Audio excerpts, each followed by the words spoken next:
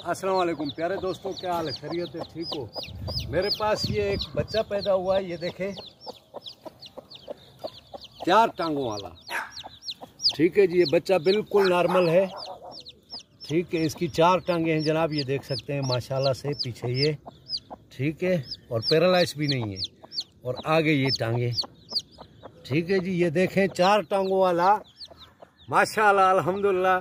ये अल्लाह की रहमत है। मेरे पास देखो 4 टांगों वाली भी मुर्गी पैदा हो गई है। अब ये खुदा को पता आगे नर है या मादी है, ये देख सकते हैं, खुदा की कुदरत।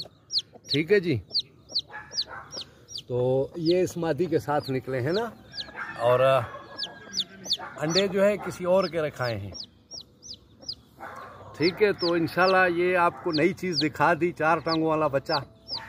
ठीक है जी माशाल्लाह, और है तो सेहतमंद है माशाल्लाह। अल्लाह करे ये बड़ा हो जाए तो फिर आपको इसकी वीडियो दिखाएंगे कि 4 टांगों वाली भी मुर्गी होती है भाई हमारे पास।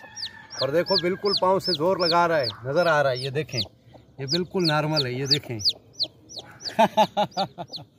ठीक है जी, अल्लाह हाफिज़। बहुत स्पीड मार है, अल्लाह हाफिज़।